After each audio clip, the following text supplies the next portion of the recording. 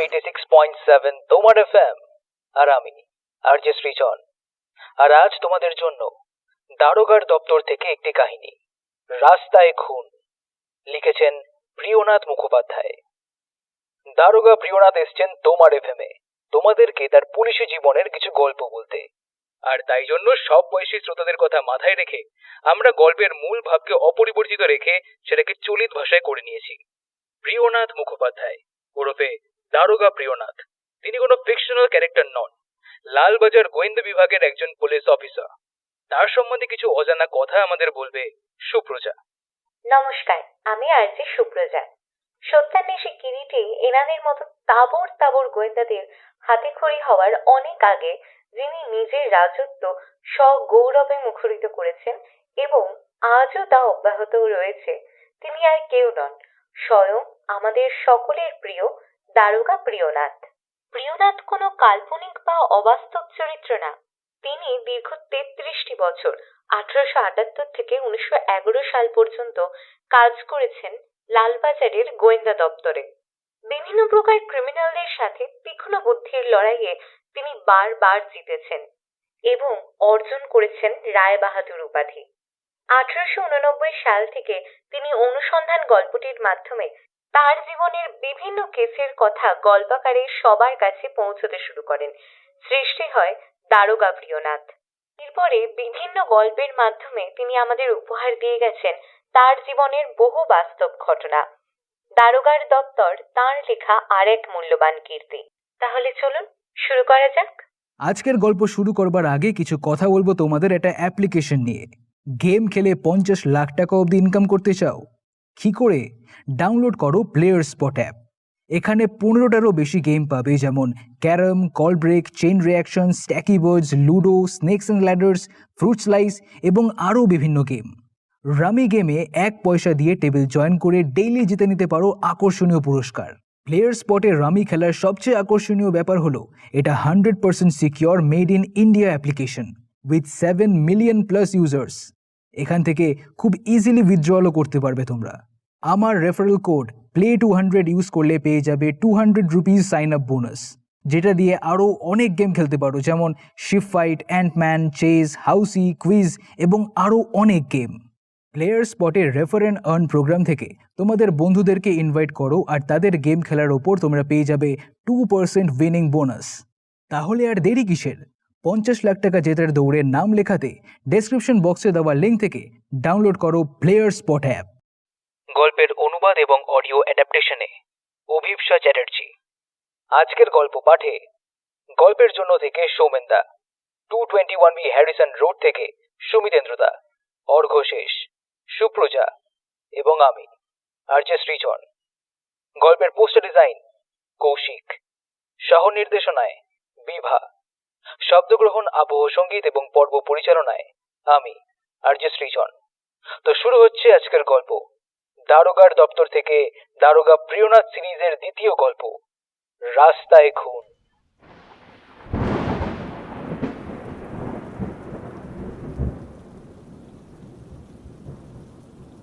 বর্ষাকাল, আকাশ প্রায় সবসময়ই মেঘলা। মাঝে মাঝে অল্প অল্প, মাঝে মাঝে মুষলধারায় বৃষ্টি হয়ে চলেছে। থামার কোনো লক্ষণই নেই। এই একটানা বৃষ্টিতে কলকাতা শহরের চেহারাও হয়েছে খোলতাই। চারিদিকে কাদা প্যাচ প্যাচ করছে। পা ফেলতে হয় অতি সাবধানে, নইলেই একেবারে পা পিছলে পপাত ধরণী তলে। আর তখন জামা কাপড় চেহারার যা ছিঁড়ি হয় তার কথা না বলাই ভালো। এই সময় বাড়ি থেকে কেই বা বেরোতে চায়, কিন্তু যারা পরের ধরে চাকরি করে পেটের ভাত জোগাড় করে তাদের আর কেই বা উপায় আছে। পেটের ভাতের জন্য ঝড় জল মাথায় করেও তাদের বের হতে হয়। শুধু এরাই নয়, আমরাও বেরোই, পুলিশ দপ্তরের চাকুরেরা। তখন রাত প্রায় 9টা। একে বর্ষাকাল, তাই রাত 9টা। বৃষ্টিরও কোনো বিরাম নেই। চারিদিকে ঘুটঘুটে অন্ধকার জমাট বেঁধে আছে। অন্ধকার এতটাই গাঢ় যে এক হাত দূরের জিনিসও স্পষ্ট দেখা যায় না। সেদিন থানায় বেশি কেউ ছিল না, আমি আর পুরনো জমাদার রাম ভরসা। ভেবেছিলাম একবার আমার এলাকায় চক্কর মেরে আসব। তখন যেখানে ছিলাম সেখানে চোর ডাকাতের উপদ্রব খুব বেশি ছিল। আমি শপের টেবিল থেকে টুপিটা তুলতে যাব, ঠিক সেই সময় একটা খবর এলো। কলকাতার এক ব্যস্ত রাজপথে এক ভয়ঙ্কর খুন হয়েছে। সঙ্গে সঙ্গেই উপর মহলে জরুরি তলব, খুব তাড়াতাড়ি ঘটনাস্থলে পৌঁছে যেন তদন্তের কাজ শুরু করি। টিপ টিপ বৃষ্টি হোক বা মুষলধারেই বৃষ্টি পড়ুক, সেই সঙ্গে আকাশের বুক চিরে বিদ্যুতের ঝলকানি অথবা কান ফাটানো বাজের শব্দ, যাই থাকুক না কেন, সব কিছুকেই ঠেলে ফেলে কর্তব্যের খাতিরে আমাদের ছুটে যেতে হয়। সুতরাং আমিও কাল বিলম্ব না করে একখানা গাড়ি ভাড়া করে যেখানে খুনটা হয়েছে সেই জায়গার উদ্দেশ্যে রওনা দিলাম।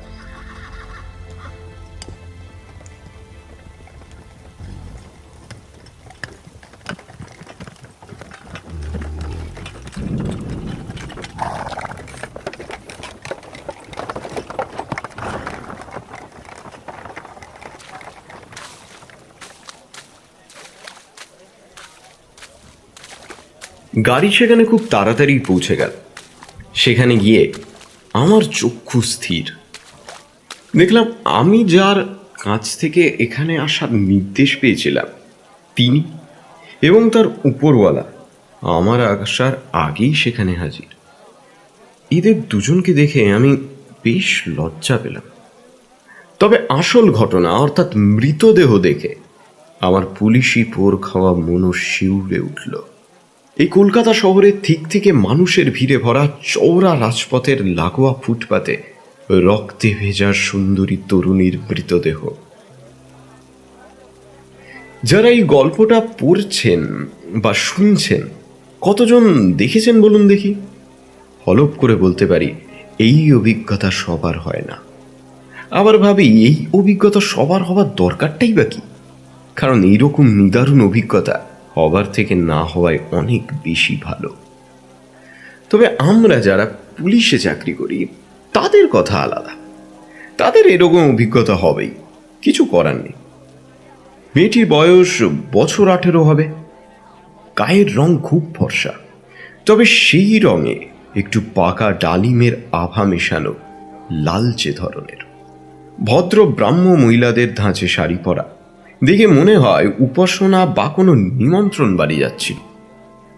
তবে শাড়ির রং এখন আর বোঝা যাচ্ছে না। রক্তের গাঢ় লাল রং এখন মেয়েটির শরীর আর পরনের কাপড়ের রঙকে একেবারে লাল করে দিয়েছে। অবিরাম ঝিরঝিরে বৃষ্টি, অগন্তি লোকের হাঁটা চলা, ফলে ফুটপাতেও কাদায় মাখামাখি। সেই কাদা মাখা নোংরা ফুটপাতের মধ্যেই অল্প বয়সী সুন্দরী তরুণীটি সব কিছুকেই তুচ্ছ করে নিশ্চিন্তে ঘুমিয়ে রয়েছে। তার মুখের দিকে তাকালে মনে হয় না সে কিছু আগেই পৃথিবীর মায়া কাটিয়েছে। মাথা ভরা ঘন কুচকুচে কালো চুল, অত সুন্দর চুল সচরাচর দেখা যায় না। আর তার মধ্যে দিয়ে চলে গেছে খুব সরু সিথি, ঠাউর করে না দেখলে বোঝাই যায় না। মেয়েটির কালো চুলের ফ্রেমে বাঁধানো মুখখানি দেখলে মনে হয় এই ধুলো কাদার দুনিয়ায় তার মতো সুন্দরী কি পথ ভুলে চলে এসেছিল। তার সারা শরীর জুড়ে লাল রক্তের হোলি, কিন্তু আশ্চর্যজনকভাবে তার মুখে মৃত্যুর কোনো ছাপ পড়েনি। এমনকি গোলাপ ফুলের পাপড়ির মতো তার ঠোঁটের পাশে কালো তিলটিও যেন কোনো শিল্পী পরম যত্নে এঁকে দিয়েছে। এইরকম কাদার মধ্যে সুন্দরী পরম সুখে ঘুমাচ্ছে, কিন্তু কিছু করার নেই আমাদের, খালি চেয়ে চেয়ে দেখা ছাড়া। এই ঘুম আর কোনোদিনও ভাঙবে না।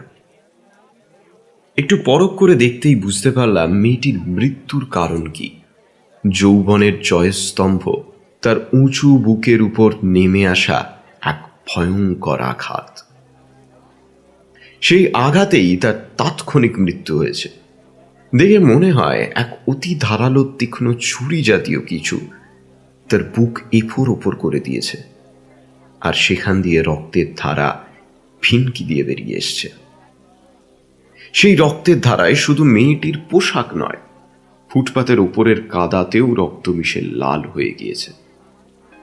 সেই আঠালো পিচ্ছিল রক্তের ধারা চুইয়ে চুইয়ে ফুটপাতের নিচে নেমে পাথরের উপর দিয়ে বয়ে চলা বৃষ্টির জলস্রোতের সঙ্গে মিশেছে।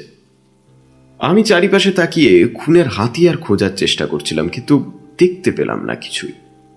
বুঝলাম খুনি সেটার সঙ্গে নিয়ে পালিয়েছে। খানিকটা হতাশই হলাম। অন্ধকার আর অবিরাম ঝিরঝিরে বৃষ্টি মাথায় করে সেই রাস্তা দিয়ে অনবরত লোক যাতায়াত করছিল।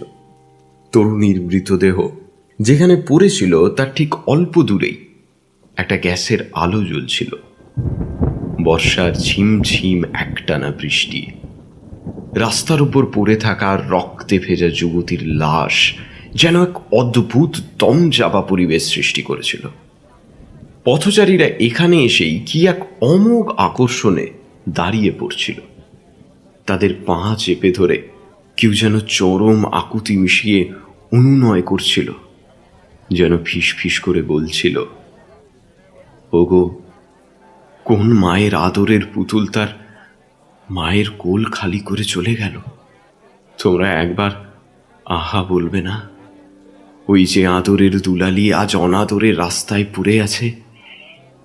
যাবার আগে একবার শেষ দেখা দেখবে না?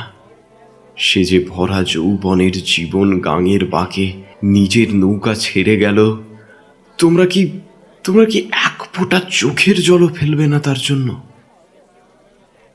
সেই অমোঘ চৌম্বক আকর্ষণ পথচারীদের পক্ষে কাটানো সম্ভব ছিল না। তারা তাদের সারা দিনের ক্লান্তি ভুলে ওই জায়গায় জড়ো হচ্ছিল। ভিড় ক্রমেই ফুটপাত থেকে নেমে বড় রাস্তায় চলে এসেছিল। পথ দিয়ে গাড়ি চলা দূর থাক, মানুষ চলাই দায়। আমার মনে চিন্তা হলো যে যেভাবে ভিড় বাড়ছে তাতে লাশের না কোনো ক্ষতি হয়। সেখানে পুলিশ মহলে যারা ছিলেন সকলেই বললেন এইভাবে রাস্তায় লাশ ফেলে রাখা কোনো কাজের কথা নয়। তাই তাড়াতাড়ি ময়নাতদন্তের জন্য লাশটিকে মর্গে পাঠানোর ব্যবস্থা করা হলো। লাশ সরিয়ে ফেলার পরেও প্রায় 1 ঘন্টা রাস্তায় একই রকম ভিড় রইল। তবে ধীরে ধীরে ভিড় হালকা হয়ে এল। এই ভয়ানক খুনের কিনারা করার জন্য আমরা যারা তদন্ত করছিলাম তারা সকলেই খুনের জায়গা থেকে তরুণী যে বাড়িতে বাস করতেন সেই বাড়ির উদ্দেশ্যে রওনা হলাম।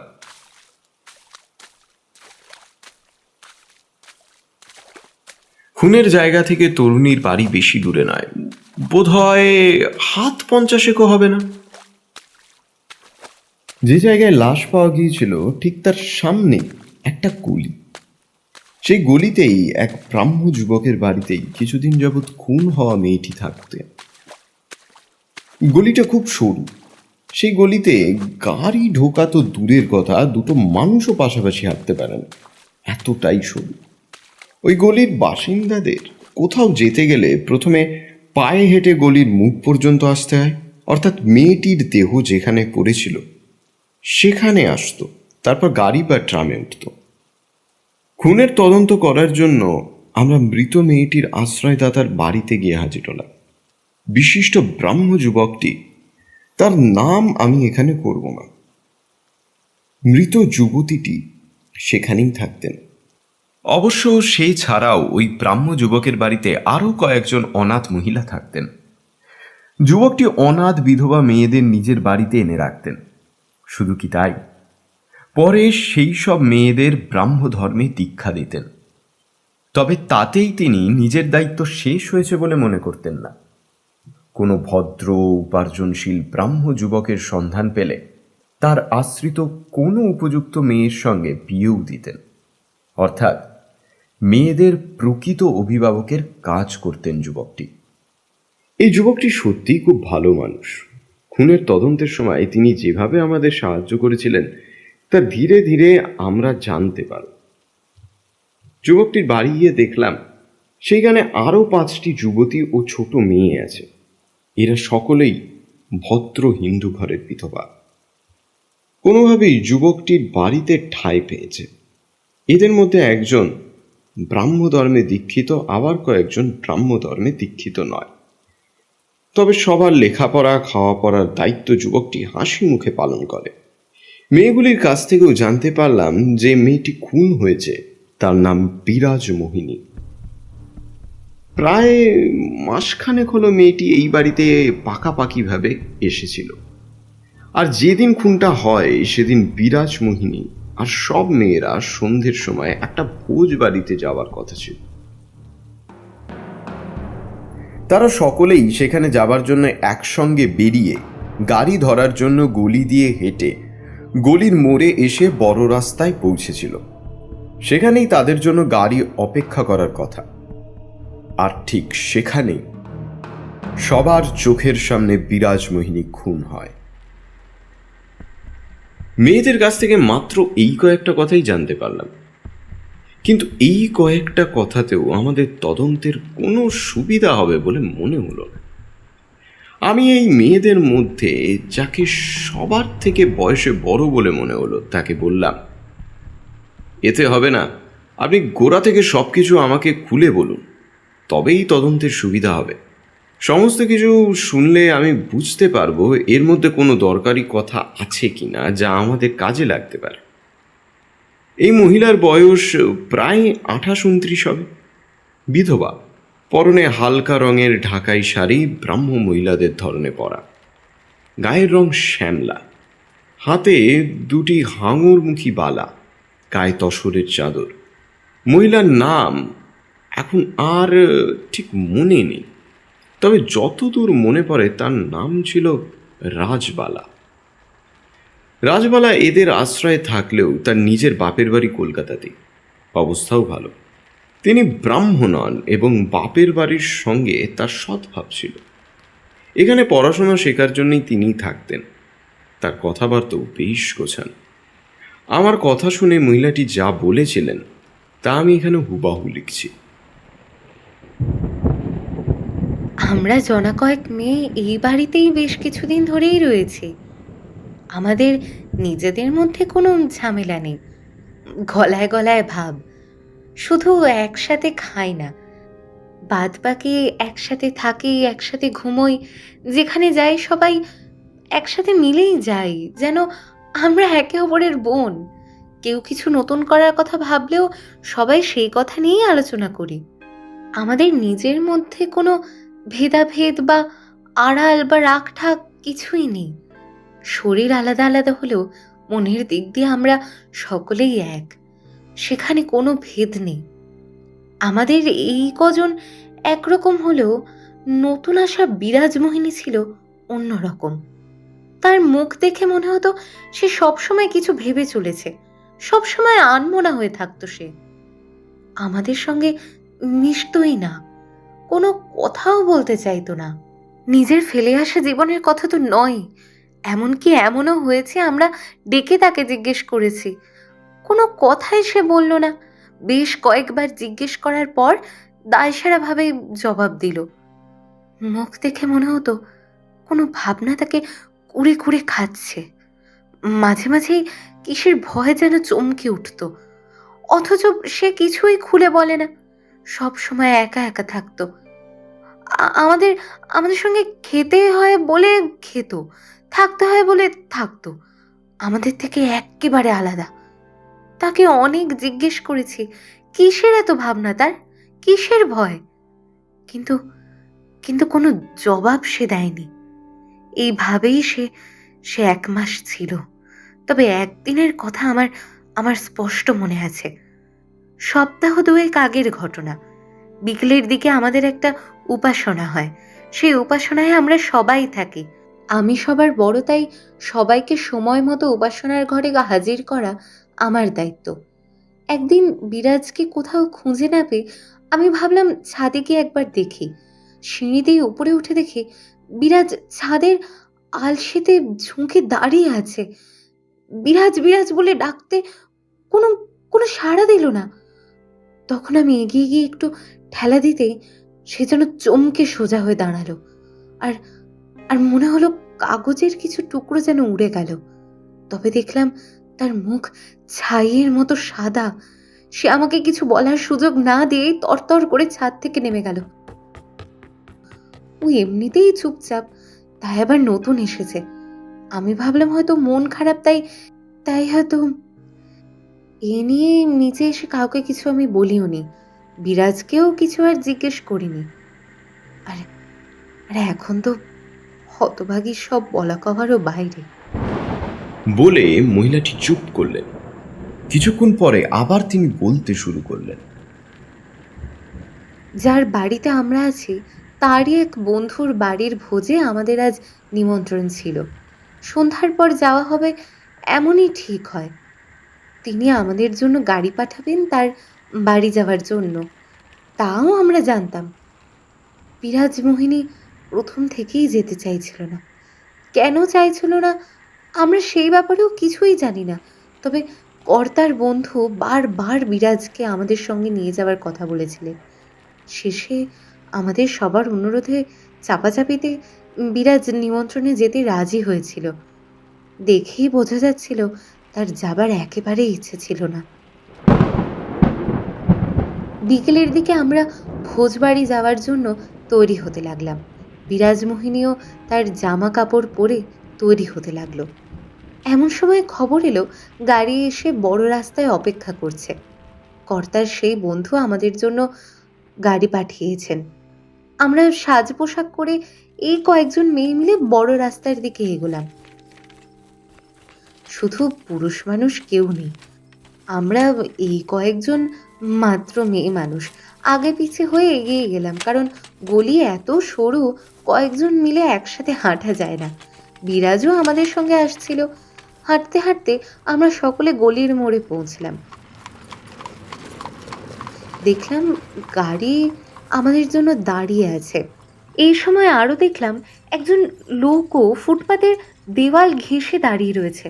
ভাবলাম হয়তো ফুটপাতের ওপর দিয়ে যাচ্ছিল, আমাদের রাস্তা আটকে যাবে ভেবে ভদ্রতা করে ওইভাবে ধার ঘেঁষে দাঁড়িয়ে আছে। সহিস গাড়ির দরজা খুলে দিল। আমাদের ছোট দলের মেয়েরাও আগুপিছু হয়ে গাড়িতে উঠতে শুরু করলো। এমন সময় বিরাজ হাঁটতে হাঁটতে ঠিক ফুটপাতের মাঝখানে এলো। তার পেছনেও কয়েকজন মেয়ে ছিল। বিরাজও ধীরে ধীরে গাড়ির দিকে এগিয়ে যাচ্ছিল।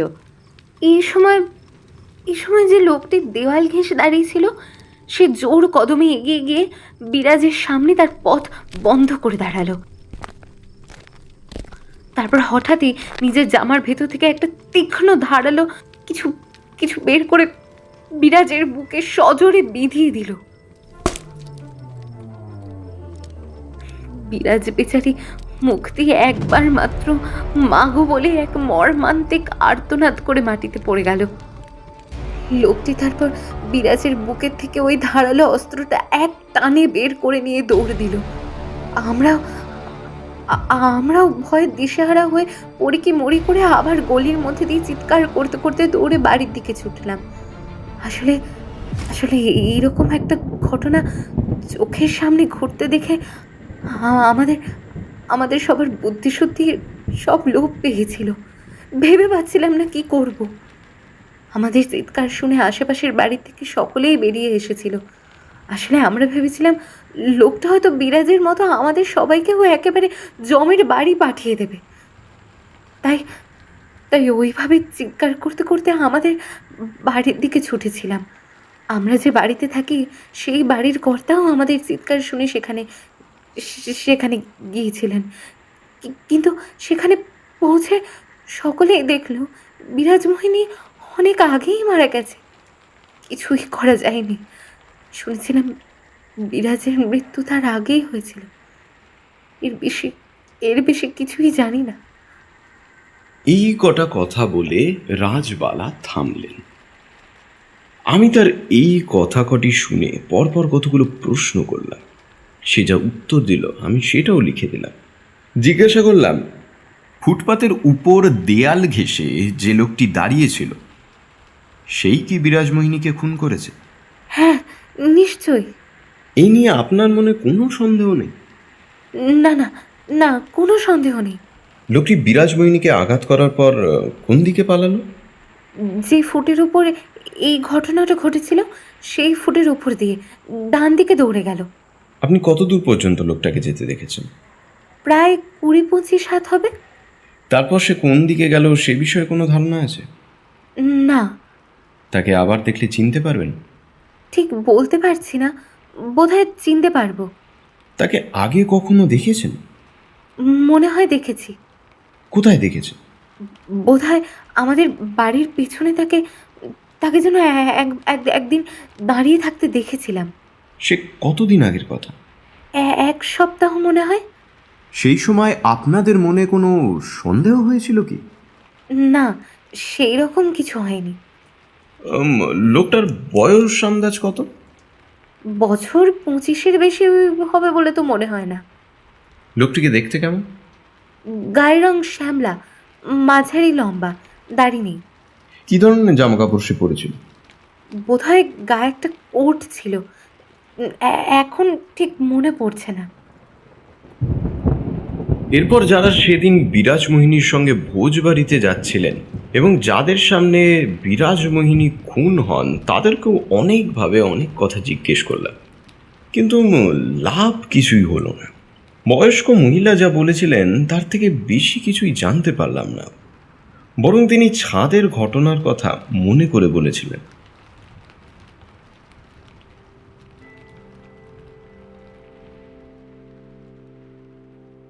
মেয়েদের সঙ্গে কথা বলা শেষ হলে তারা আমাদের অনুমতি নিয়ে অন্দরমহলের দিকে চলে গেলেন। আমি এবার বাড়ির মালিক সেই ব্রাহ্ম যুবকটির সঙ্গে কথা বলবো বলে ঠিক করলাম।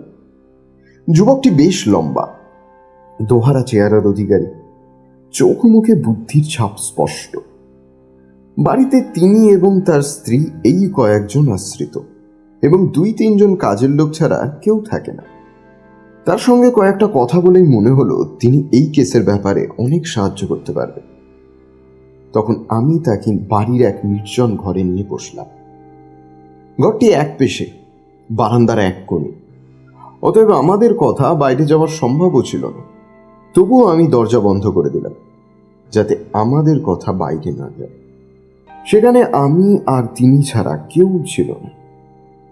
আমি তাকে প্রথমেই জিজ্ঞেস করলাম বিরাজমোহিনী এখানে কতদিন ধরে আছেন। যুবকটি জবাব দিলেন প্রায় 1 মাস। তারপরেই জানতে চাইলাম বিরাজমোহিনী আসলে কে। যুবকটি জবাব দিয়েছিলেন তিনি বিরাজমোহিনীর আগের পরিচয় কিছুই জানেন না। আমি আবার জিজ্ঞেস করলাম তাহলে তিনি এই জায়গায় এলেন কি করে। যুবকটি এরপর যা বলল তা হলো এই: পূব বাংলার কোনো এক অঞ্চলের ব্রাহ্মদের এক বড় রকমের সমাজ আছে। সেই সমাজের সভাপতি এই যুবকের বন্ধু। বিরাজমোহিনীও সেই জায়গায় থেকে বেশ কিছু দূরের কোনো এক গ্রামের আদি বাসিন্দা।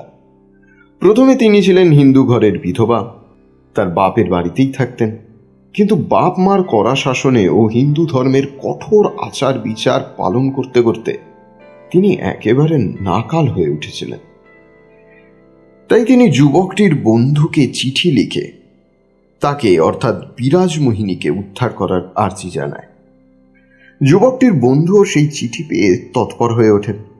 বিরাজকে তার বাপের বাড়ি থেকে উদ্ধার করার জন্য 5-6টি যুবককে পাঠিয়ে দেন নৌকো দিয়ে, কারণ পূব বাংলায় ডাঙার চেয়ে জল বেশি। সেখানে এ বাড়ি থেকে অন্য বাড়ি যেতে হলেও নৌকা লাগে। বিরাজমোহিনীর বাড়িও কোনো ব্যতিক্রম নয়। বিরাজমোহিনী ও যুবকদের সঙ্গে তার বাপের বাড়ির আশ্রয় ছেড়ে চিরদিনের মতো বন্ধুটির আশ্রয়ে চলে আসে। আমি জিজ্ঞেস করলাম, আপনারা কি এইভাবে যে কোনো মেয়ে হিন্দু ঘরে বিধবা হয়েছে শুনলেই তার উদ্ধারের জন্য ঝাঁপ দেন? না, আসলে বিরাজ আমাদের সমাজে চিঠি লিখেছিলেন, তাই আমার বন্ধু ওকে উদ্ধার করার জন্য উঠে পড়ে লিখেছিলেন। তাছাড়া বিরাজ লেখাপড়া জানা মেয়ে, আমাদের সমাজে এলে আমাদের কাজ করতে পারত, সেই জন্যই আমার বন্ধু ওকে ওইভাবে নিয়ে এসেছিল। মেয়েটি তো নিজের ইচ্ছায় আপনার কাছে এসেছিল, তাহলে আপনার বন্ধু আবার ওকে কেন তড়িঘড়ি কলকাতা পাঠাবার চেষ্টা করছিল? নিশ্চয়ই মেয়েটি আমাদের কাছে এসেছিল নিজের ইচ্ছায়, এতে কোনো সন্দেহ নেই। তবে সেই বন্ধুর মুখে শুনেছিলাম যে বিরাজের শ্বশুরবাড়ি ওই অঞ্চলের নামী এক ধনী বংশ। বিরাজ বিধবা হবার পর তাকে তার বাপের বাড়ি পাঠালেও এখন তারা আবার তাকে নিয়ে যেতে চাইছিলেন। তাদের কর্তামা অর্থাৎ বিরাজের দিদি শাশুড়ি কাশী যাবার কথা ভাবছিলেন, তাই ওরা বিরাজকেও তার সাথে কাশীতে পাঠাতে চাইছিল।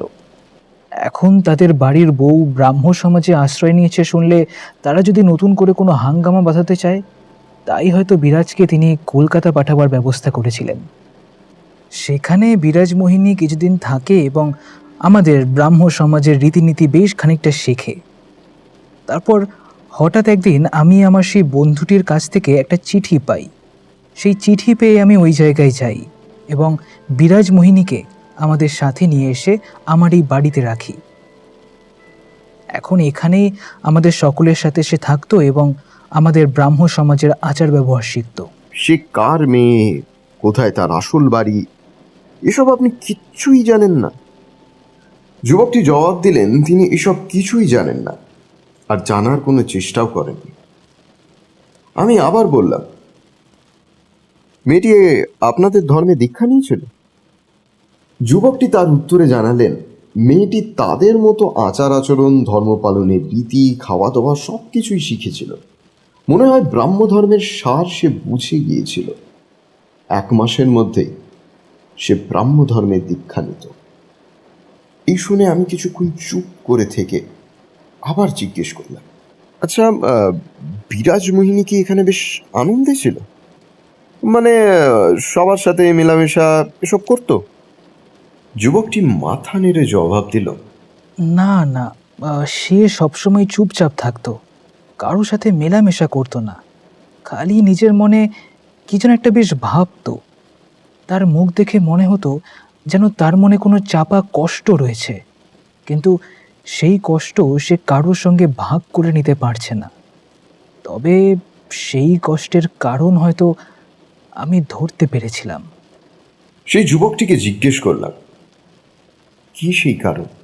যুবকটি খানিকটা থেমে যেন নিজেকে গুছিয়ে নিয়ে বললেন, আগে আমার এই বাড়ির ছাদে কোনো তালা থাকতো না। সেই ছাদে যে কেউ যখন খুশি যেতে পারত। আমার স্ত্রী এবং বাড়ির মেয়েরা সেই ছাদে প্রত্যেকদিন বিকেলে হাওয়া খেতে যেতেন। একদিন সন্ধেবেলা আমি ঘরে এলে আমার স্ত্রী আমাকে একটা চিঠি দেন। স্ত্রী কোনো কারণে ছাদে উঠেছিলেন হয়তো। হঠাৎই তিনি খেয়াল করেন যে ছাদের কোণায় একটা ঢিল বাঁধা কাগজ পড়ে আছে। তিনি সেই কাগজটা কুড়িয়ে পড়লেন, তারপর নিচে এসে আমার হাতে কাগজটা দিলেন। এই ব্যাপারটা নিয়ে তিনি আর কারোর সঙ্গে কোনো আলোচনা করেননি। আমি কাগজটি পড়লাম। পড়ার পরে আমিও কারোর সঙ্গে এই নিয়ে আলোচনা করিনি, এমনকি যার কাছ থেকে বিরাজ এসেছিল তাকেও কিছু জানাইনি। আমি জিজ্ঞেস করলাম, সে চিঠি আপনার কাছে আছে কি? আমি সব কথাই তার মন দিয়ে শুনছিলাম। তিনি বললেন, আমার কাছে সেই চিঠি এখন বাক্সে তালা বন্ধ রয়েছে। সেই সঙ্গে ছাদে যাওয়ার সিঁড়ির দরজাটায় আমি তালা দিয়ে রাখি, চাবি রাখি নিজের কাছে। আমার স্ত্রীর যদি কোনো দরকার হয় তাহলে সে আমার কাছ থেকে চাবি নিয়ে যায়। বাড়ির মেয়েরাও যদি কেউ ছাদে যেতে চায় তাহলে আমার স্ত্রী তাদেরকে সঙ্গে করে নিয়ে যেতেন। পরে নেমে এসে সিঁড়ির দরজায় তালা দিয়ে আমাকে চাবি ফেরত দিতেন। এইভাবেই চলছিল। আমার স্ত্রী একদিন কোনো কারণে একলাই ছাদে ওঠেন। হঠাৎই তিনি খেয়াল করেন যে ছাদের কোণে ঢিল বাঁধা একখানি কাগজ আছে, অর্থাৎ আবার এই রকম একখানা চিঠি। তিনি ছাদ থেকে নিচে নেমে এসে আমার হাতে এই চিঠিটা দেন। এই চিঠি পড়েই আমার মনে হয় একটা ভয়ঙ্কর খারাপ কিছু হতে চলেছে। ঘরের আবহাওয়া বেশ ভারী হয়ে উঠেছিল। জিজ্ঞেস করলাম, সেই চিঠিটা আপনার কাছে আছে? যুবকটি মাথা নেড়ে বললেন তার কাছে 2টো চিঠিই আছে। তারপর তিনি তার বাক্স থেকে 2টো চিঠি বের করে আমার হাতে দিলেন। আমি দেখলাম 2টো চিঠি বিরাজ মোহিনীর উদ্দেশ্যে লেখা। চিঠি দুটো খুব মন দিয়ে পড়লাম। চিঠি দুটির বয়ান একই ধরনের। লেখা পড়ে বোঝা যায় চিঠির লেখকের মনের জ্বালা কি ভীষণ। তার অদমিত কামনার আগুনে চিঠির প্রতিটি হরফ যেন জ্বলছে। এক ব্যর্থ প্রেমিকের হতাশা আকুতি চিঠির প্রতি লাইনে স্পষ্ট। তার যৌবনের সমস্ত না পাওয়া যেন চিঠি দুটির মধ্যে নীরবে মাথা কুটে মরছে। আর সব না পাওয়ার জন্য সে তাই করেছে সেই অধরা মোহিনী, বিরাজ মোহিনীকে। প্রথম চিঠিটি বেশ বড়, মন দিয়ে পড়লাম। আগেই বলেছি চিঠির প্রতিটি ছত্রে এক ব্যর্থ প্রেমিকের হতাশা ঝরে পড়ছিল। চিঠিটি শুরু হয়েছে এইভাবে: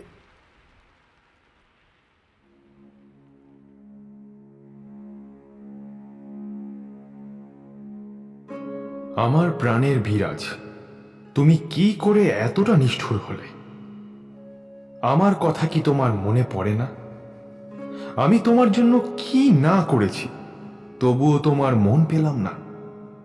এখন মনে হয় আগের তোমার ভালোবাসা আসল ছিল, না এখনকার এই নিষ্ঠুর তুমি আসল? বুঝতে পারি না।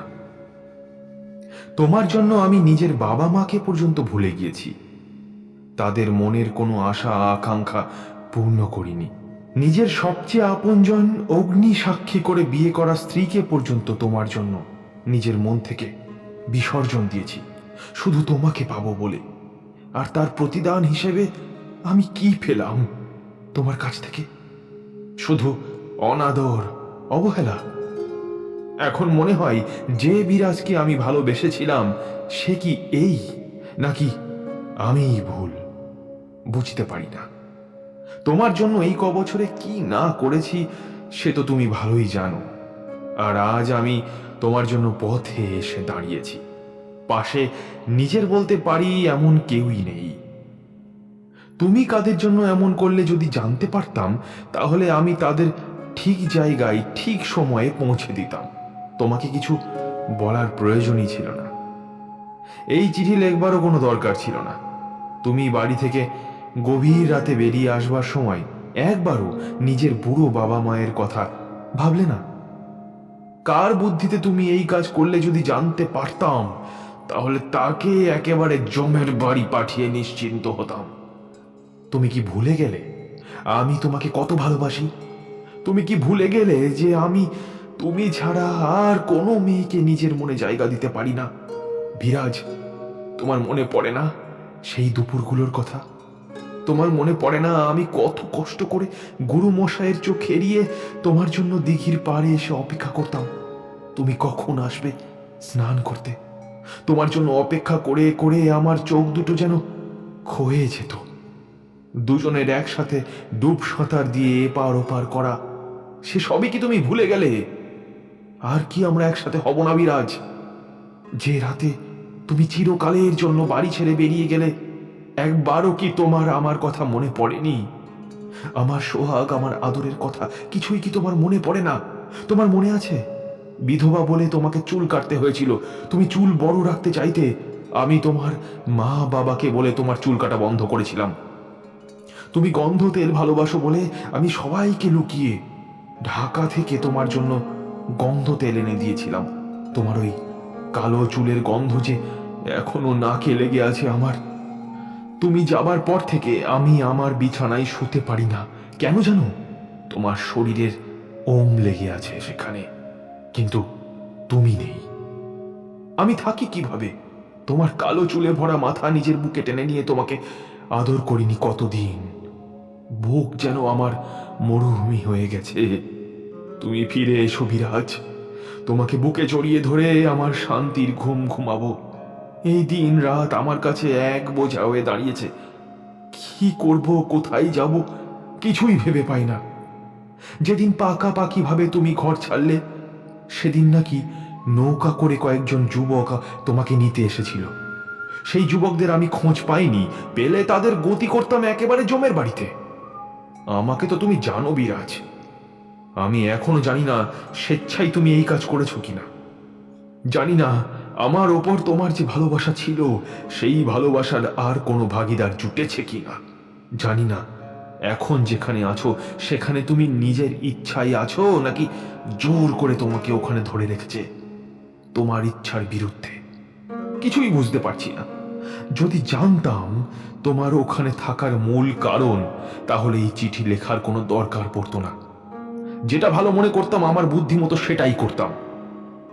এখন মনে হয় তোমার জন্য আমি যে পাপ করেছি সেই পাপের ঘোড়া পূর্ণ হয়েছে, তাই প্রায়শ্চিত্ত করবার সময় হয়ে গেছে। না হলে তুমি আমাকে এইভাবে ঠকালে কেন? আমি জানি না, বুঝতে পারছি না কি দোষে তুমি আমাকে এইভাবে অকুলে ফেলে চলে গেলে। বিরাজ, তোমার মুখ যে আমার মনের ওপর খোদাই হয়ে গেছে, সেই মুখ আমি কিছুতেই মুছতে পারবো না। জানো বিরাজ, তুমি চলে যাবার পর থেকে আমি কোথাও গিয়ে শান্তি পাই না। ওরে পাগলি, তুই আমার বুক খালি করে কোন অকুলে গিয়ে ঠাঁই নিলি, আমার কথা একবারও ভাবলি না। সব সময় আমার কানে তোমার হাসি ভাসে, তোমার গলা শুনতে পাই। তুমি যেখানেই থাকো আমার কাছে ফিরে এসো। আমার আর ভালো লাগছে না। আমরা আবার দুটিতে একসাথে থাকবো। আর তুমি যদি আমার কথা না শোনো, তাহলে জেনো ফল ভালো হবে না। আমি যেরকম তোমাকে ভালোবেসেছি, ঠিক সেইভাবে অন্যের কাছ থেকে তোমায় ছিনিয়ে আনতেও পিছপা হব না। এখন যাদের আশ্রয়ে তুমি আছো, তারাও আর নিরাপদে থাকতে পারবে না। আমি তাদেরও ভবলীলা শেষ করে শান্ত হব। তুমি তোমার বাড়ি ছেড়ে চলে যাওয়ার পর যে ব্রাহ্ম সমাজে আশ্রয় নিয়েছিলে, আমি সেখানেও গিয়ে তোমার খোঁজ করেছিলাম। তোমার সঙ্গে দেখা করবারও বিশেষ চেষ্টা করেছিলাম, কিন্তু কিছুতেই তোমার সাথে দেখা করতে পারিনি। তারপর তুমি এখানে চলে এলে। আমি খুঁজে খুঁজে শেষকালে জানতে পারলাম তুমি এখানে এসে রয়েছো। শুধু তোমাকে দেখতে পাবো বলে, তোমার কাছাকাছি থাকবো বলে তুমি যেখানে এখন রয়েছো তার কিছু দূরে একটি মেস ভাড়া নিয়ে রয়েছি। এখন তুমি ছাদে উঠলে তোমাকে আমি দেখতে পাই। বেশ কয়েকদিন আমি তোমাকে দেখছি, জানি না তুমি আমাকে দেখতে পেয়েছো কিনা। যাক, তুমি আমাকে দেখতে পাও আর নাই পাও, এই চিঠি পাওয়া মাত্র চেষ্টা করে ওই বাড়ি ছেড়ে বেরিয়ে আসবে। সকালে আসা সম্ভব নয় জানি, তুমি সন্ধ্যা থেকে রাতের মধ্যে যে কোনো সময় বেরিয়ে আসবে। তোমাদের বাড়ি থেকে বেরিয়ে গলির মোড় পর্যন্ত এসে বড় রাস্তায় উঠবে। সেখানেই দেখবে মোড়ের কাছে আমি কোথাও বসে তোমার জন্য অপেক্ষা করছি। তুমি যদি আমার কথা না শোনো, তাহলে জানবে তোমার এবং তোমার আশ্রয়দাতা দুজনেরই ভীষণ বিপদ। আর বেশি কথা তোমাকে আমি এখানে বলতে চাই না। বুঝতে পারছি না তুমি কি তোমার কোনো উদ্দেশ্য সিদ্ধির জন্য ওই জায়গায় বাস করছো।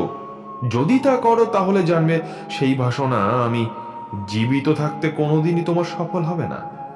আমাকে তুমি যেমন রসাতলে নামিয়েছ, আমিও তোমাকে সেই রসাতলেই ডুবিয়ে ছাড়ব। আমি জীবিত থাকতে তোমাকে আর কারো হৃদয়ে আসন পাততে কখনোই দেব না। তোমার কথা গুরুবাক্যের মতো আমি এতদিন শুনেছিলাম, আর তার প্রতিদান তুমি এইভাবে দিলে। মনে রেখো, তুমি যদি আমার কথা না শোনো, তাহলে তোমার সমূহ বিপদ। দ্বিতীয় চিঠিটা খুবই ছোট, তবে বিরাজের প্রতি আক্রোশ আরো তীব্র। সেই চিঠিতে লেখা ছিল, আমি তোমাদের ছাদে প্রায় 10 খানি চিঠি ফেলেছি, তার মধ্যে একটা না একটা নিশ্চয়ই তোমার হাতে পড়েছে। কারণ হাতে না পড়লে তুমি ছাদে আসা বন্ধ করতে না। এখন আমি তোমার আসল রূপ বুঝতে পেরেছি। ভালো, তুমিও আমার আসল রূপ বুঝতে পারবে। আজ থেকে জানবে আমার থেকে তোমার বড় শত্রু আর কেউ নেই। আমি তোমাকে একদিন প্রাণের চেয়ে প্রিয় বলে আপন করে বুকে টেনে নিয়েছিলাম। আজ বুঝতে পারছি এক কাল কেউটেকে আমি আমার নিজের বুকে ঠাঁই দিয়েছিলাম। তোমার মরণ এখন আমার সবচেয়ে কাম্য। তোমার জীবনের শেষ সময় ঘনিয়ে এসেছে। এতদিন আমি ছিলাম তোমার সবচেয়ে বড় বন্ধু, আজ থেকে, এখন থেকে আমি তোমার সবচেয়ে বড় শত্রু। যারা তোমার মহাপাপের কথা জানতো না, তারা এখন সকলেই তোমার পাপের কথা জানবে। খালি এখন সময়ের অপেক্ষা। তোমার মৃত্যু আমার হাতেই হবে। আজ থেকে তুমি তোমার মৃত্যুকে ছায়া সঙ্গী হিসাবে পাবে। তুমি যে কত বড় কলঙ্কিনী, পাপী, সকলের কাছেই সেই খবর পৌঁছে যাবে। এই আমার শেষ চিঠি। হরিশ।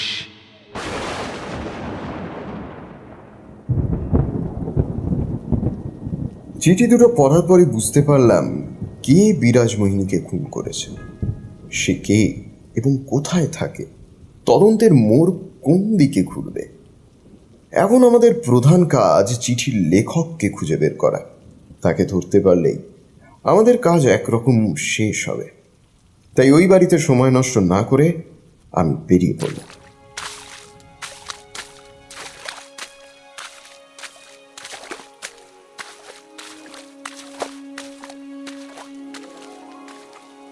বিরাজ মোহিনীর বর্তমান বাসস্থান থেকে বেরিয়ে কাছাকাছি কোনো বাড়িতে মেস আছে কিনা সেই খবরের জন্য জোর তল্লাশি শুরু করলাম। কিছুক্ষণের মধ্যে খবরও পেলাম যে বিরাজের বাড়ি থেকে মাত্র 100 গজ দূরেই একটা মেস।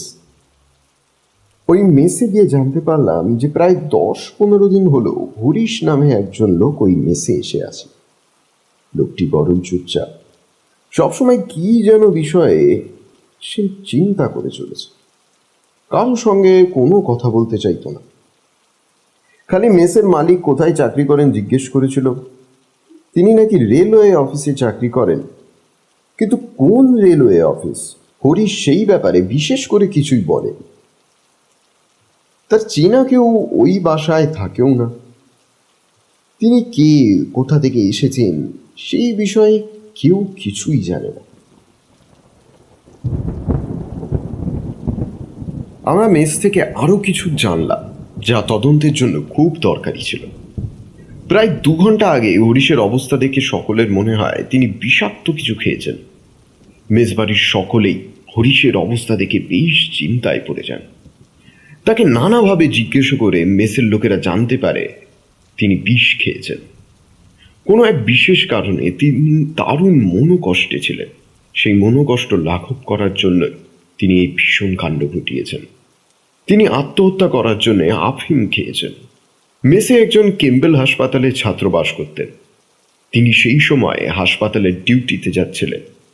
হরিশের এমন অবস্থা দেখে তিনি আর দেরি না করে 2 লোকের সাহায্যে গাড়ি করে তাকে হাসপাতালে নিয়ে যান। আমরা মেসে থাকাকালীনই ওই 2 জন হাসপাতাল থেকে ফিরে এলেন। তাদের মুখ থেকেই জানলাম হরিশের জ্ঞান থাকলেও অবস্থা একেবারে সুবিধার নয়। তার বাঁচার আশা নেই বললেই চলে। তবে ডাক্তাররা খুবই চেষ্টা করছেন। অতএব কি হয় কিছুই বলা যাচ্ছে না। যে বাসায় হরিশ বাস করত সেখানেই এইসব খবর পেলাম। তবে সেখানে আমরা নিজেদের পরিচয় না দিলেও সকলেই আন্দাজ করেছিলেন যে আমরা পুলিশের লোক। এরপর আমরা কেম্বেল হাসপাতালে যাবার জন্য বের হলাম।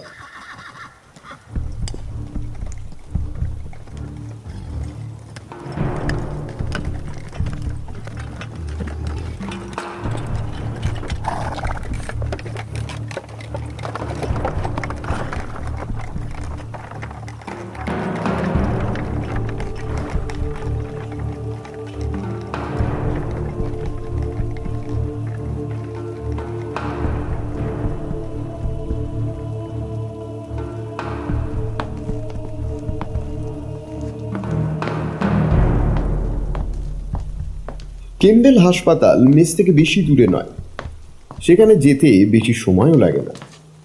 কেম্বেল হাসপাতালের সদর গেট দিয়ে আমরা ভেতরে যেতেই হাসপাতালের এক কর্মী আমাদের দিকে এগিয়ে এসে জিজ্ঞেস করলেন, আপনারা কি নতুন মেল পেশেন্টের সাথে দেখা করতে এসেছেন? বললাম হ্যাঁ। তিনি আমাদের সঙ্গে সঙ্গে দোতলায় নিয়ে গেলেন। দোতলায় সিঁড়ি দিয়ে উঠেই বাঁ হাতের যে ঘরটি দেখলাম সেই ঘরেই হরিশকে রাখা হয়েছে। ঘরটি বেশ বড়, উজ্জ্বল আলো জ্বলছে। হরিশ একটি বেডে শুয়ে আছে। তার চেহারা একদিনেই বিছানার সঙ্গে প্রায় মিশে গেছে। দেখে বোঝা দায় তার বয়স মাত্র 25 বছর। হরিশের বেডের কাছে গিয়ে দেখলাম হরিশের মুখের স্বাভাবিক রং বদলে গেছে। সেই রং কেমন সাদা ফ্যাকাশে। তিনি চোখ বুজে শুয়েছিলেন, কিন্তু মাঝে মাঝেই তিনি চোখ খুলে অস্থিরভাবে চারিদিকে তাকাচ্ছিলেন। তিনি তাকাতেই দেখলাম তার কালো চোখের মণি আকারে খানিকটা ছোট হয়ে গেছে। তাকে ঘিরে রয়েছে 4-5 জন ডাক্তার আর ছাত্র। মাঝে মাঝেই হরিশের দেহ কি এক ব্যথায় মুচড়ে মুচড়ে উঠছে। ডাক্তারবাবুকে ইঙ্গিতে জিজ্ঞেস করলাম অবস্থা কিরকম বুঝছেন। ডাক্তার মাথা নেড়ে বললেন, বিশেষ ভালো নয়, তবে একেবারে অজ্ঞান নন। হরিশ মাঝে মাঝেই চোখ ঘুরিয়ে ঘুরিয়ে কাকে যেন খুঁজছিলেন। সে সময় তার ঠোঁটের কোণে এক অদ্ভুত যন্ত্রণাময় হাসি ফুটে উঠেছিল। আমি ফিস ফিস করে ডাক্তারবাবুকে জিজ্ঞেস করলাম, হরিশবাবু ওরকম করছেন কেন? আফিং খেলে লোকে নানা রকম কাল্পনিক আজগুবি জিনিস দেখে। হরিশবাবু অনেকটাই আফিং খেয়ে ফেলেছিলেন, তাই তিনিও এখন নানা রকম আজগুবি দৃশ্য দেখছেন। আমি ডাক্তারবাবুকে জিজ্ঞেস করলাম, এখন কি কোনোভাবে হরিশবাবুকে প্রশ্ন করা যাবে?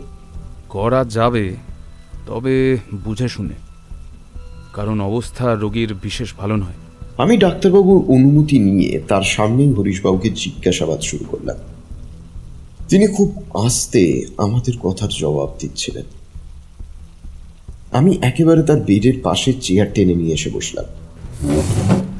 তার সঙ্গে যেমন কথাবার্তা হলো আমি ঠিক সেটাই আপনাদের সুবিধার জন্য তুলে দিলাম। আমি জিজ্ঞেস করলাম, তোমার নাম? হরিশচন্দ্র দত্ত। এখন কি কলকাতার কোনো মেসে থাকো? হরিশ মাথা নেড়ে সায় দিলেন, কিন্তু মাঝে মাঝেই তার চোখের পাতা বুজে আসছিল। খুব কষ্ট করে তিনি চোখের পাতা খুলে রেখেছিলেন। এবার জিজ্ঞেস করলাম, তুমি আফিং খেয়েছ? হরিশ আবার মাথা নেড়ে সায় দিলেন। জিজ্ঞেস করলাম, কেন? আফিং খেলে কেন? আমার আর বাঁচার ইচ্ছে নেই। আমার মনে বড় জ্বালা, বড় দুঃখ। সেই জ্বালা মেটাতেই আমি বিষ খেয়েছি। কি সে কষ্ট যার জন্যে তুমি এই এত কম বয়সে বিষ খেলে? হরিশের মুখে আবার সেই যন্ত্রণাময় হাসি ফুটে উঠল। তিনি বললেন, মরতে যখন হবেই, তখন পরের হাতে মরার চেয়ে নিজের হাতে মরা ভালো নয় কি? আমি হরিশের জবাব শুনে খানিকটা হক চুকিয়ে গেলাম। যে মানুষ মৃত্যুর সঙ্গে পাঞ্জা লড়ছে, যার জীবন যে কোনো সময় শেষ হয়ে যেতে পারে, তার কাছ থেকে এই উত্তর সত্যিই বিস্ময়ের। কারণ মানুষের মৃত্যু ভয় অতি সাংঘাতিক। আমি জিজ্ঞেস করলাম, কি এমন তুমি করেছো যে তোমায় মরতেই হবে? আমি যা করেছি সেই ব্যাপারে জানতে পেরেছেন বলেই তো এখানে এসেছেন, তাই না? জেনেছি বটে, তবে তোমার থেকেই আবার শুনতে চাই। হরিশ আস্তে আস্তে শ্বাস টেনে টেনে জিজ্ঞেস করলেন, কি শুনতে চান? বিরাজ মোহিনীকে তুমি প্রাণের চেয়ে বেশি ভালোবাসতে, তাই তো? হরিশের চোখ দুটো যেন জ্বলে উঠল। তার স্বর খুব আস্তে ছিল, কিন্তু এই কথা একেবারে পরিষ্কার। আমি তার মায়ায় মজেছিলাম। রাক্ষসীর ছলনায় ঘরবার সব কিছু ভুলে গিয়েছিলাম। আমি ঘরের আদর ভালোবাসা সব ছেড়ে পরকে আপন করেছিলাম। এই আমার মস্ত ভুল। যাকে এত ভালোবেসেছিলে তাকে মারতে তোমার হাত কাঁপল না? হরিশের যন্ত্রণা কাতর মুখে আবার সেই হাসি ফুটে উঠল। বিশ্বাসঘাতিনীকে ক্ষমা করব? কেন?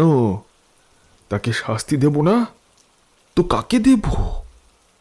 সে যে কি সর্বনাশ করেছে আমার, আপনারা জানেন না। যদি জানতেন তাহলে এই কথা বলতেন না। ওর জন্য আমি আমাদের জমি বেচে কলকাতায় এসে আছি, যা আমার বাবা জানেন না। তুমি তাকে জমের বাড়ি পাঠাবার চেষ্টা করেছিলে, কিন্তু তোমার সে চেষ্টা সফল হয়নি। হরিশ যেন একটু চমকালো, বলল, সে কি? তবে কি সে এখনো বেঁচে আছে? আমার চেষ্টা ব্যর্থ হয়েছে। সে এখনো বেঁচে আছে, বেঁচেও যেতে পারে। আর বাঁচলে সে বলেছে তার ভুল সে বুঝতে পেরেছে, তোমার কাছেই সে আসবে।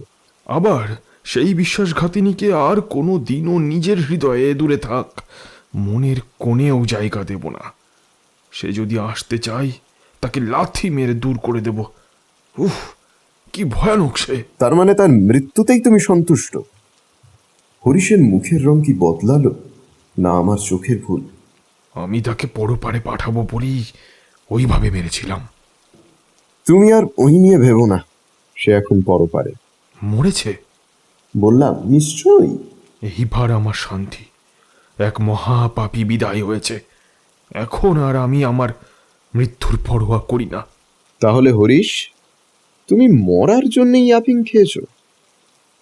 হরিশ মাথা নেড়ে সায় দিলেন। তুমি কি দিয়ে বিরাজমোহিনীকে আঘাত করেছিলে? ভোজালি। এখন সেই ভোজালি কোথায়? হরিশ জবাব দিলেন যে মেজবাড়িতে তিনি থাকতেন সেখানেই ভোজালি আছে। তিনি বললেন মেজবাড়ির উঠোনের ধারের এক পাশে এক ঝাড় কলা গাছ আছে। সেই কলা ঝোপের পাশেই একটি ছাইয়ের গাদাও আছে। সেই ছাইয়ের গাদার মধ্যেই ভোজালিটা তিনি ফেলেছেন। জিজ্ঞেস করলাম, সেটা কি এখনো সেখানে আছে?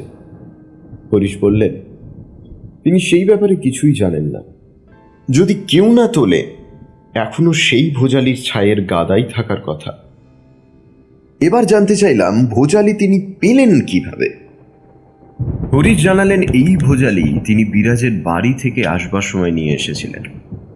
তিনি যখন বিরাজের বাড়ি থেকে বিরাজের সন্ধানে বের হচ্ছেন, সেই সময় তিনি ওই ভোজালি বিরাজের বাবার বারমহলে নিতান্ত অবহেলায় পড়ে থাকতে দেখেন। পরে আপদে বিপদে কাজে লাগতে পারে বলে তিনি কুড়িয়ে এনেছিলেন। বললাম, তার মানে এই ভোজালি বিরাজের বাবার? হরিশ মাথা নেড়ে সায় দিলেন। কবে থেকে তুমি ঠিক করেছিলে যে বিরাজমোহিনীর ভবলীলার সাঙ্গ করবে? একটু থেমে হরিশচন্দ্র বললেন, গত 3-4 দিন ধরেই ভেবে রেখেছি যে আমি বিরাজকে পৃথিবী থেকে সরিয়ে দেব। ওর মতো বিশ্বাসঘাতিনীর বেঁচে থাকার কোনো অধিকার নেই। যখন আমি অতগুলো চিঠি দেবার পরেও সে আমার কাছে এলো না, আমি তখন থেকে ভেবে রেখেছিলাম ওকে শেষ করে তবে আমার শান্তি। ওর আর বাঁচার কোনো দরকার নেই। বিরাজমোহিনী শুধুমাত্র নিজের সুখ জানে। এখন এখানে এসে নতুন নতুন মানুষের সঙ্গে সম্পর্কে মুজেছে। আমার কথা আর তার মনে পড়ে না। আজ আমাকে কিভাবে অনাদরে ছুঁড়ে ফেলে দিয়ে কলকাতায় এসে নতুন জীবন শুরু করার কথা ভাবছিল। কিভাবে সে আমাকে দিনের পর দিন আমার নিজের মা বাবা বিবাহিত স্ত্রীর কাছ থেকে ধীরে ধীরে সরিয়ে দিয়েছিল। ওর একমাত্র শাস্তি হলো মৃত্যু। আর ওকে একা তো থাকতে হবে না ওখানে। আমি তো যাচ্ছি, একেবারে আনকোরা নতুন নাগর হয়েই যাব ওর কাছে। এই কথা কটি বলেই হরিশের শরীর আবার যেন ব্যথায় মুচড়ে উঠল। ডাক্তারবাবু আমাকে ঠোঁটের উপর আঙুল দিয়ে চুপ করতে বললেন। আমিও খানিক থামলাম। সেই সঙ্গে পরবর্তী প্রশ্ন নিজের মনের মধ্যে গোছাতে লাগলাম। তারপর আবার ডাক্তারবাবুর দিকে তাকাতে তিনি মাথা নাড়তেই আমি বলে উঠলাম, আচ্ছা, তুমি তো বললে 3-4 দিন হলো তোমার মনে বিরাজকে একেবারে শেষ করে দেবার কথা মাথায় এসেছে। তাহলে ভোজালি তুমি সঙ্গে করে এনেছিলে কেন? আমি ওটা এমনি নিয়ে এসেছিলাম, যদি কখনো কোনো প্রয়োজন হয়। আর ঠিক কাজেই তো লাগলো জিনিসটা। তুমি আফিং থেকে জোগাড় করলে? তিনি জবাব দিলেন, মেসের কাছেই এক দোকান থেকে তিনি আফিং কিনেছেন, প্রায় 1 ভরি মতো। আমি জিজ্ঞেস করলাম, কোথায় আফিং রেখেছিলে? তিনি জবাব দিলেন, তার মেসের ঘরের এক টিনের বাক্সের মধ্যে। যে নিজেকে এইরকম নির্দয়ভাবে শেষ করবার চেষ্টা করতে পারে, তার কাছে অন্য মানুষের জীবনের দাম তো কানা করিও হবে না। আমি একটা দীর্ঘশ্বাস চেপে বললাম, তুমি আমাকে সব খুলে বলো প্রথম থেকে। কিভাবে বিরাজের বাড়িতে আশ্রয় পেলে, কি করে বিরাজের সঙ্গে তোমার অবৈধ প্রেম হলো, কিভাবে বিরাজ তার নিজের বাপের বাড়ির আশ্রয় ছেড়ে কার সঙ্গে কলকাতায় চলে এলো, সব কিছু যা জানো আমাকে বল। এরপর যে ডাক্তারবাবু হরিশচন্দ্রের চিকিৎসা করছিলেন তাকে জিজ্ঞেস করলাম হরিশচন্দ্রের অবস্থা কেমন। তিনি বললেন, 1 ভরি আফিংয়ের অনেকটাই তিনি হরিশের পেট থেকে পাম্প করে বের করে ফেলেছেন, তবে আফিমের রোগীর ভালো মন্দ কিছুই বলা যায় না। শুনে আমি হরিশচন্দ্রের জন্য উপযুক্ত পাহারার ব্যবস্থা করে হরিশ যে মেস বাড়িতে থাকতো তার উদ্দেশ্যে রওনা হলাম। সেখানে গিয়ে আমি আবার আমাদের তদন্ত শুরু করলাম। হরিশচন্দ্র যেমন বলেছিল ঠিক তেমন ভাবেই কলাঝোপের পাশে ছাইয়ের কাঁদায় অল্প খোঁজাখুঁজি করতেই ভোজালি পাওয়া গেল। আমরা সেটিতে অতি সাবধানে সংগ্রহ করে একটি আলাদা বাক্সে রাখলাম, যাতে কোর্টে মামলা উঠলে আমরা সেটা খুনের একমাত্র হাতিয়ার হিসাবে আদালতে পেশ করতে পারি। আমার প্রথম থেকেই মনে হয়েছিল হরিশচন্দ্র যা যা বলেছে সবই সত্য। বাস্তবেও ঠিক তাই হলো। যে দোকান থেকে হরিশ আফিং কিনেছে বলেছিল, সেই দোকানে জিজ্ঞাসাবাদ করতেই জানা গেল যে হরিশের মতো চেহারার একজন লোক গতকাল ঠিক 1 ভরি আফিং কিনেছিল। আমি দোকানদারকে জিজ্ঞেস করলাম সে আগের দিনের ওই লোকটিকে দেখলে চিনতে পারবে কিনা। দোকানদার বলল সে চিনতে পারবে। এই 2 সাক্ষ্য প্রমাণ জোগাড় করার সঙ্গে সঙ্গে মনে হলো যে আমরা খুনের মামলার নিষ্পত্তি বোধহয় করেই ফেলেছি। কারণ আসামি হাসপাতালে চিকিৎসাধীন, খুন করার হাতিয়ার এবং 2 সাক্ষী আমাদের হাতে রয়েছে, যারা আসামিকে আদালতে শনাক্ত করতে পারবে। কারণ আগেই বলেছি, হরিশের কথা মতো সব কিছুই পাওয়া গিয়েছিল এবং হাসপাতালে হরিশের যে ব্যবস্থা দেখেছিলাম, আমার মনে ছিল হরিশচন্দ্র বোধহয় মারা যাবেন, কিন্তু চিকিৎসার গুণে তিনি 2 দিনের মধ্যেই ভালো হয়ে গেলেন। ফলে আমাদের কাজ বাড়ল। হরিশচন্দ্রকে ভালো হয়ে জেলে যেতে হলো। অর্থাৎ যতদিন বিচার চলেছিল ততদিন হরিশচন্দ্রকে হাজতবাস করতে হয়েছিল। আর আমাদেরও ভগবানের ইচ্ছায় কম ভোগ হলো না। হরিশের যে বয়ান আমি নথিবদ্ধ করেছিলাম সেগুলো সঠিক কিনা তা যাচাই করবার জন্য আমাদের সবকিছু আরো ভালো করে তদন্ত করতে হলো। দেখা গেল হরিশ যা বলেছিল সবই সত্যি ছিল। আগেই বলেছিলাম আমি হরিশবাবুর কাছ থেকে তার আগের জীবনের ইতিহাস শুনেছিলাম এবং লিখেও নিয়েছিলাম।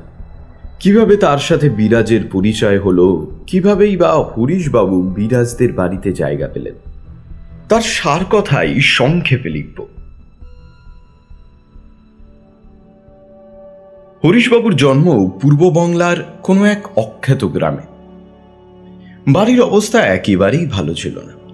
কয়েক বিঘা জমি ভাগে চাষ করেই হরিশবাবুদের সংসার চলত। তবে এর মধ্যে একটাই আশার আলো ছিল এই সংসারে। সেটা হলো হরিশবাবু পড়াশোনায় খুব ভালো ছিলেন। তার পড়াশোনায় আগ্রহ দেখে তার গ্রামের গুরুমশাই কোনো পয়সা নিতেন না তার কাছ থেকে। হরিশবাবুও খুব মন দিয়ে পড়াশোনা করতেন। তবে তার মনে ইচ্ছা ছিল যে আরো বেশি লেখাপড়া শিখে সে দেশ ও দশের একজন হবে। কিন্তু হরিশবাবুর গ্রামে সেই রকম কোনো সুযোগ ছিল না। এদিকে পয়সাও নেই যে তাই দিয়ে বাইরে গিয়ে পড়াশোনা শেষ করবে। তবে একদিন তিনি একটা খবর পেলেন যে গ্রামে তিনি থাকেন তার থেকে 20 ক্রোশ দূরে একটি গ্রাম আছে, সেখানে ভালো স্কুলও আছে। সেই স্কুল চালাতেন সেই গ্রামের একদল ভদ্রলোক। কিন্তু কোনো এক কারণে তাদের মধ্যে গন্ডগোল শুরু হয়। ফলে একদল বেরিয়ে গিয়ে নতুন এক স্কুল তৈরি করেন। তবে এতে লাভ তো কিছুই হলোই না, বরং 2 স্কুলের রেষারেষিতে 2 স্কুলের ছাত্র সংখ্যা কমতে লাগলো। তখন নতুন খোলা স্কুলের কর্তৃপক্ষ ঠিক করেছিলেন যে তারা দূর দূর গ্রাম থেকে ভালো ছাত্র জোগাড় করবেন। তাদের বেশি পয়সা কড়ি না থাকলেও হবে, স্কুল কর্তৃপক্ষই তাদের থাকা খাওয়ার ব্যবস্থা করবে। হরিশবাবু ছিলেন মেধাবী ছাত্র, তার পক্ষে খুবই সুবিধা হলো। ইতিমধ্যে হরিশবাবুর 16 বছর বয়সে বিয়েও হয়ে গিয়েছিল। হরিশবাবুর শ্বশুর মশাইয়ের অবস্থাও খুব একটা ভালো ছিল না, তাই হরিশবাবুর বউ হরিশবাবুর বাবা মার কাছেই থাকতেন। নতুন গ্রামে আসার পর হরিশের থাকা খাওয়ার জায়গা ছিল বিরাজ মোহিনীদের বাড়ি। আর একজন ভদ্রলোক হরিশের স্কুলের মাইনে দেবেন বলে ঠিক হল। যে কটি মেধাবী ছাত্র ওই স্কুলে এসেছিল তাদের প্রত্যেকের দায়িত্বই 2 জন করে ভদ্রলোক নিয়েছিলেন। একজনের কাছে থাকা খাওয়া, অন্যজন স্কুলের মাইনে দেবেন। এই ব্যবস্থার ফলে নতুন স্কুলের ছাত্র সংখ্যা যথেষ্ট বেড়েছিল। হরিশ প্রায় 6 বছর বিরাজ মোহিনীদের বাড়ি ছিল। বিরাজদের বাড়িটি পাকা হলেও বাইরে ঘরের সংখ্যা খুব কম, তাই হরিশকে অন্দরমহলের ভেতরেই একটা ঘরে থাকতে দেওয়া হলো। হরিশ সেখানেই থাকত। বাড়ির মেয়ে বিরাজমোহিনীর বিয়ে হয়েছে, কিন্তু সে বিধবা হয়ে বাপের বাড়িতেই থাকত। তার আর দুটো ছোট ছোট ভাই ছিল। হরিশ এদেরকে পড়া দেখিয়ে দিতেন। তাদের সঙ্গে পড়া দেখানোর জন্য বিরাজও আসত। বিরাজ বয়সেও বড় ছিল, সেই সঙ্গে তার বুদ্ধিও ছিল খুব বেশি। সে খুব তাড়াতাড়ি পড়া বুঝে নিত। এইভাবে ভালোই দিন কাটছিল। মাঝে মাঝেই অবশ্য হরিশ তার বাড়িতেও যেত। সেখানে নতুন বউয়ের সঙ্গে তার দেখা হতো। দুজনের নতুন জীবনের কত স্বপ্ন বুনত, কত কথা, কত হাসি। কিন্তু এই সুখ তাদের জীবনে বেশি দিন রইল না। বিরাজ পড়া বুঝতে আসার সঙ্গে সঙ্গে এই নতুন দম্পতির জীবনে এক রাশ মেঘ ঘনিয়ে এলো।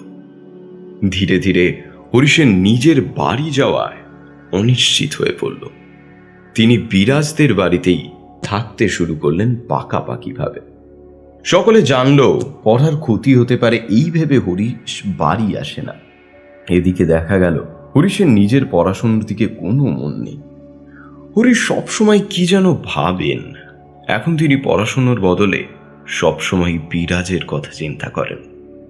বিরাজও সবসময় কেমন আনমনা থাকে। আগে তার যে পড়া বুঝতে 8 ঘন্টা সময় লাগত, সেই পড়া বুঝতে তার বোধহয় সারাদিন লেগে যায়।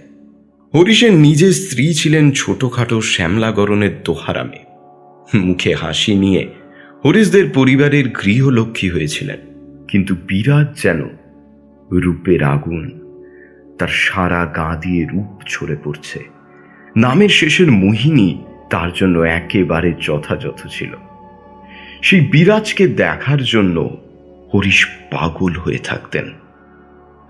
এখন বিরাজ কোথাও গেলে হরিশের মন হাহাকার করে ওঠে।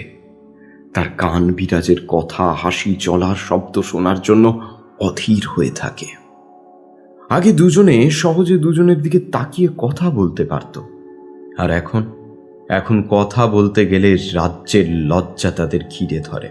এইভাবে চলছিল, কিন্তু একদিন সব বাধা দুজনের মধ্যে সরে গেল। বিরাজ রূপ আগুনে হরিশ পোকার মতো ঝাঁপিয়ে পড়ল।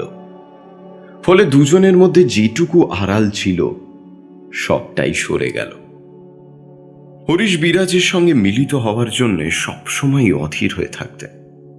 বিরাজেরও মনের ভাব কিছু অন্যরকম ছিল না।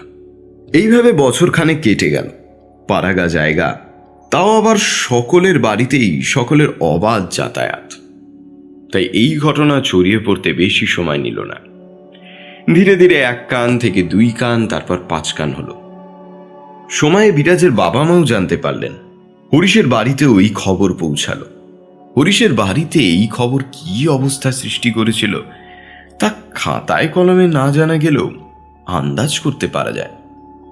তার বুড়ো বাবা, মা আর বউ নীরবে চোখের জল মুছে হরিশের যাতে শুভ বুদ্ধি হয় তার জন্য ভগবানের কাছে প্রার্থনা করেছিলেন। কারণ তারা অসহায়, ছেলে বাড়িতেই আসে না, তাদের বিশেষ কিছু করারও নেই। তবে বিরাজের মা বাবা বিরাজকে শাসন করার চেষ্টা করেছিলেন, লাভ হয়নি বিশেষ। তাদের চোখের সামনেই সেই বাড়িতেই বিরাজ আর হরিশ তাদের সম্পর্ক বজায় রেখে যেতে থাকে। কারো পরোয়ার দরকার বোধ করে না। এইভাবেই আরো বছরখানেক কাটল। বিরাজের মা বাবা মেয়ের মতিগতি ফেরাতে না পেরে হরিশকে তাদের বাড়ি ছেড়ে যেতে বলেছিল, কিন্তু বিরাজ বাদ সাধল। বলল হরিশ যদি বাড়ি ছেড়ে যায় তবে সেও বাড়ি ছেড়ে যাবে। বিরাজের মা বাবা বিরাজকে খুব ভালোবাসতেন, বিশেষ করে বিরাজের মা। অতএব হরিশ বিরাজের বাড়িতেই পাকাপাকিভাবে থাকতে লাগলো। তবে কথায় আছে, ধর্মের কল বাতাসে নড়ে। এখানেও তাই ঘটল। একদিন সকালে হরিশ জানতে পারলেন যে বিরাজকে খুঁজে পাওয়া যাচ্ছে না। সব জায়গাতেই খোঁজ করা হলো, কিন্তু বিরাজকে পাওয়া গেল না।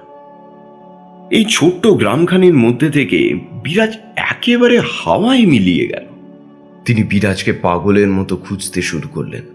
সেই সময় বৃষ্টিতে ওই গ্রাম প্রায় জলে ডুবে গিয়েছিল। হরিশ বুঝতে পেরেছিল বিরাজ এখান থেকে গেলে নৌকাতেই গিয়েছে, আর সে একা যায়নি, সঙ্গে নিশ্চয়ই লোক আছে। তিনি অস্থির হয়ে উঠেছিলেন। তিনিও বিরাজের খোঁজে বেরিয়ে পড়লেন। বেরিয়ে আসার সময় ওই ভোজালিটির সঙ্গে নিয়ে এসেছিলেন পথের বিপদের হাত থেকে বাঁচার জন্য। তিনি খবর পেলেন গ্রাম থেকে ৮ ক্রোশ দূরে যেদিন বিরাজ নিখোঁজ হয় সেদিন সন্ধ্যা থেকে একটা নৌকো বাঁধা ছিল। সে নৌকায় ৪-৫টি যুবককেও অনেকে দেখেছে। হরিশও সেই নৌকার কোথায় গিয়েছে সেই পথের সন্ধান করে করে এগিয়ে যেতে লাগলো। হরিশ যে নৌকাটি খুঁজছিল সেটাকে তিনি দেখতে পেলেন। সেটি ফিরে আসছিল, তবে আরোহী কেউ নেই। হরিশ সেই নৌকার মাঝিদের জিজ্ঞেস করে জানলেন একটি যুবতী মেয়ে এবং তার ৪-৫ জন সঙ্গীকে তারা একটি মন্দিরের সামনে নামিয়েছেন। হরিশ তাদের সেই জায়গা দেখিয়ে দিতে বললে তারা সে জায়গায় দেখিয়েও দেয়। হরিশ সেই জায়গায় পৌঁছে জানতে পারে সেটি একটি ব্রাহ্মণ সমাজের মন্দির।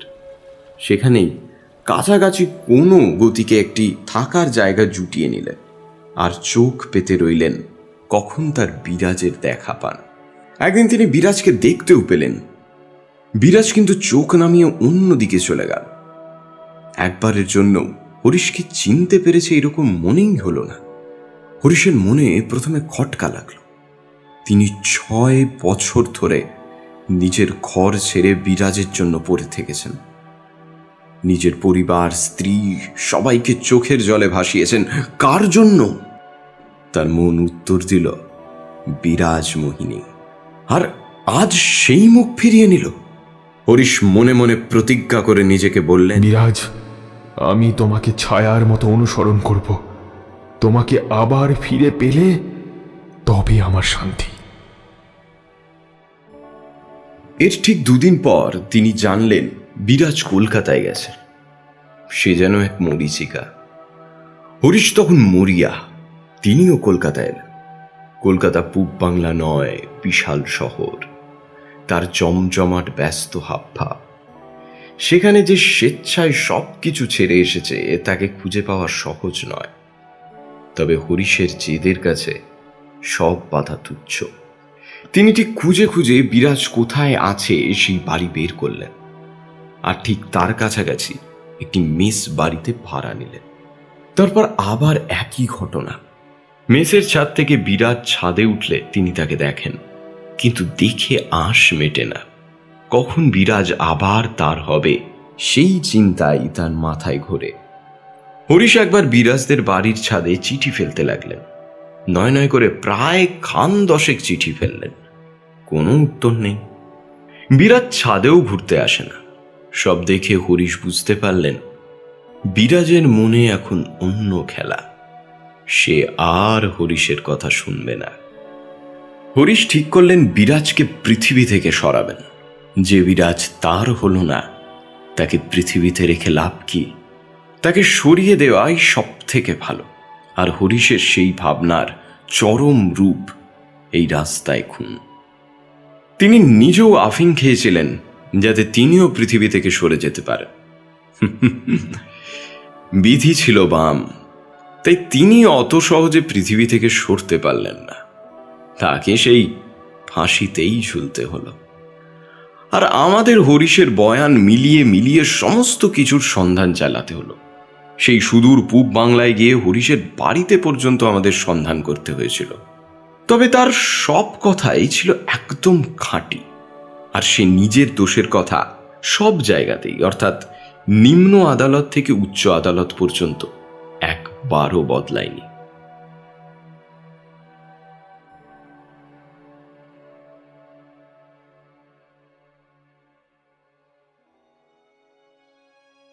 শুনছিলে আজকের গল্প প্রিয়নাথ মুখোপাধ্যায়ের লেখা রাস্তায় খুন।